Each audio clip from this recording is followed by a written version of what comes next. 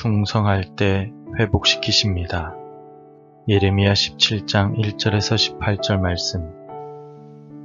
유다의 죄는 금강석 끝 철필로 기록되되 그들의 마음판과 그들의 제단 뿔에 새겨졌거늘 그들의 자녀가 높은 언덕 위 푸른 나무 곁에 있는 그 제단들과 아세라들을 생각하도다. 들에 있는 나의 산아, 내 온 영토의 죄로 말미암아 내가 내 재산과 내 모든 보물과 산당들로 노략을 당하게 하리니 내가 내게 준 내 기업에서 내 손을 뗄 것이며 또 내가 너로 하여금 너의 알지 못하는 땅에서 내 원수를 섬기게 하리니 이는 너희가 내 노를 맹렬하게 하여 영원히 타는 불을 일으켰음이라. 여호와께서 이와 같이 말씀하시니라. 무릇 사람을 믿으며 육신으로 그의 힘을 삼고 마음이 여호와에게서 떠난 그 사람은 저주를 받을 것이라.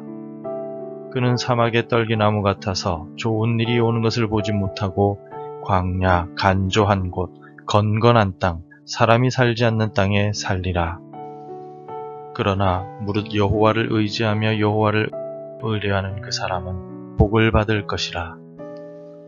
그는 물가에 심어진 나무가 그 뿌리를 강변에 뻗치고 더위가 올지라도 두려워하지 아니하며 그 잎이 청청하며 가무는 해에도 걱정이 없고 결실이 그치지 아니함 같으리라.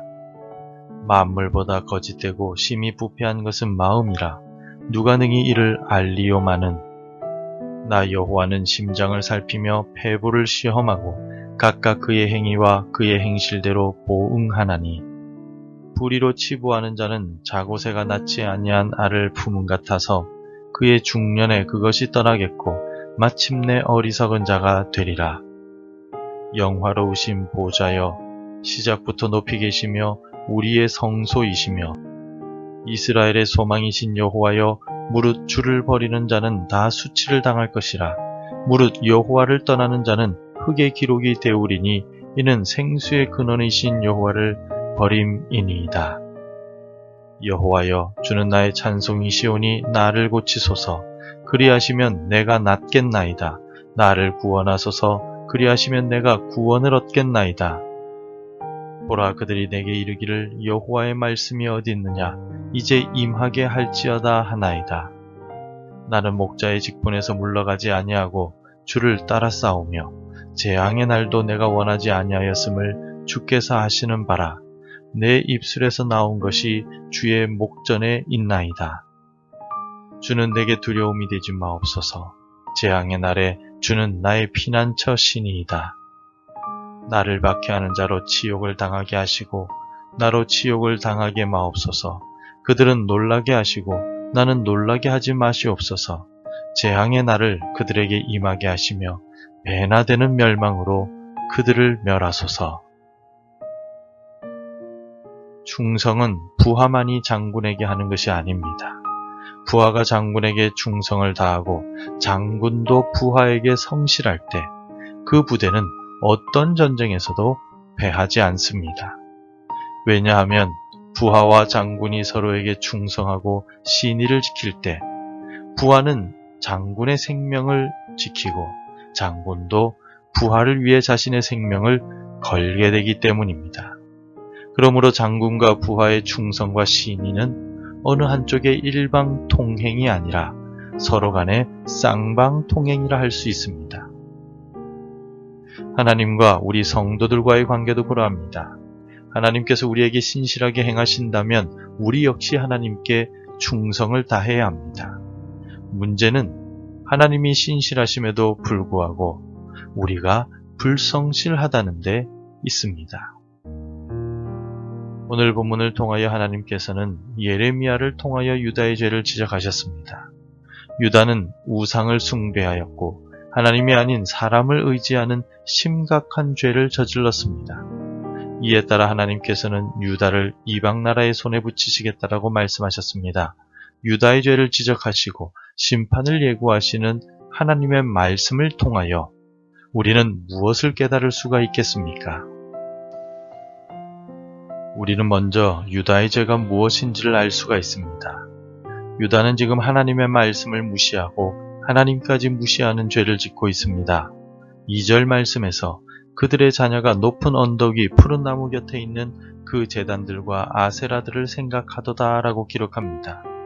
유다 백성들과 그 자녀들은 우상 제단들을 생각함으로써 하나님을 무시하였습니다. 생각한다, 히브리어로 자카르라는 이 말은 기억한다라는 뜻도 있고 주의 집중한다는 뜻도 있습니다. 본문의 2절을 우리는 유다 백성들은 산 위에 만든 산당의 제단들에 집중하고 그 제단에서 제사하던 아세라 우상에 집중한다라는 뜻으로 해석할 수 있습니다. 즉 유다의 구원자이신 하나님께 집중하지 않고 유다는 우상에 집중하는 죄를 지었다는 것입니다. 다음으로 우리가 생각해야 하는 점은 하나님을 무시한 유다를 하나님께서는 심판하신다는 점입니다.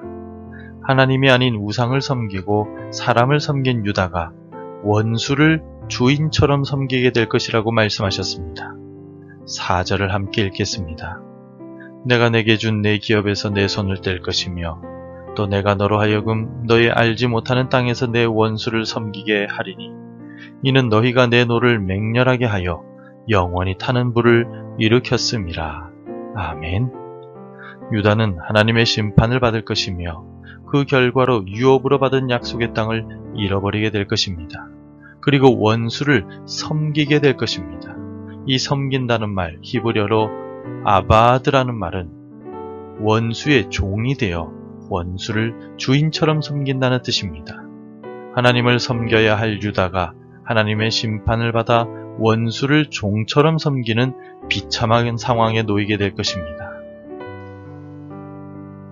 유다가 범죄하고 회개하지 않으면 공의의 하나님께서는 반드시 유다를 심판하실 것입니다. 하지만 생수의 근원이 되시는 하나님께 다시 돌아오면 고치시고 낫게 하시며 구원해 주십니다. 14절을 함께 읽겠습니다. 여호와여 주는 나의 찬송이시오니 나를 고치소서.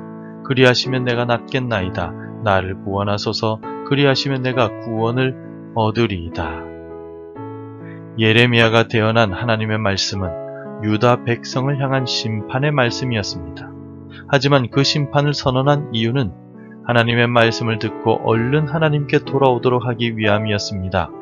예레미야가 14절을 통하여 기도한 것처럼 유다 백성들이 하나님께 돌아오기만 하면 하나님께서 고치시며 낫게 하시고 구원해 주실 것입니다. 하나님께서는 유다가 돌아오기만 하면 받아주시고 회복시켜 주십니다. 신약 성경의 중요한 인물이었던 사도 바울을 생각해 보십시오. 그는 회심하기 전에는 성도들을 핍박하는 핍박자였습니다. 그러나 그가 회개하고 주께 돌아왔을 때 하나님께서는 그를 이방인의 사도로 세워주셨습니다. 돌아오지 않는 것이 문제이지 하나님께 돌아오기만 하면 하나님은 언제든지 받아주신다는 사실을 잊지 말아야 합니다. 오늘 우리도 아무리 죄가 많은 인간이라 할지라도 죄를 깨닫고 전심으로 자비로우신 주께 돌아오기만 하면 된다는 사실을 기억합시다. 그러므로 성도 여러분, 오직 하나님만이 우리를 회복시키시고 구원해 주시는 분이심을 기억하며 오늘도 충성스러운 하루를 시작합시다. 오늘 하루 우리는 어떤 일들을 만나게 될지 모릅니다. 또 어떤 죄로 인하여 우리가 넘어지게 될지도 모릅니다. 그러나 자비로우신 하나님은 우리가 실수하고 범죄했다 할지라도 회개하고 돌아오고 다시금 하나님께 충성을 다할 때 언제든지 용서하시고 받아주십니다. 하나님의 거룩한 백성임을 기억하며 오늘을 거룩하게 살아갑시다. 항상 나 자신을 돌아보며 주께 나아갑시다. 우리의 마음과 정성을 다해 하나님께 예배하며 우리의 생명을 다해 하나님만을 충성스럽게 섬기는 하루를 살아갑시다. 그리할 때 우리를 치유하시고 회복시키시는 하나님의 은혜를 경험하게 될 것입니다. 기도하겠습니다. 우리를 살피시는 거룩하신 하나님, 세상의 돈이나 권력보다 하나님을 더 사랑하며 살아가게 하옵소서. 하나님의 백성으로서 하나님을 충성스럽게 섬기고 세상의 즐거움과 하나님을 바꾸지 않게 하옵소서. 오늘을 거룩하게 살아가게 하시고 하나님의 백성으로서 성실한 삶을 살아가게 도와주옵소서. 예수님의 이름으로 기도드립니다. 아멘. 계속해서 함께 기도해 주시기 바랍니다. 하나님만이 우리의 구원자이심을 고백하게 하소서. 우리 교회 각 기관과 부서들이 성실하게 하소서. 성도들과 우리 가족의 영과 육을 건강하게 붙들어 주소서. 복음 전해야 할 한 사람이 생각나게 하소서. 오늘도 말씀대로 살아가며 열매 맺는 하루가 되시기를 축복합니다.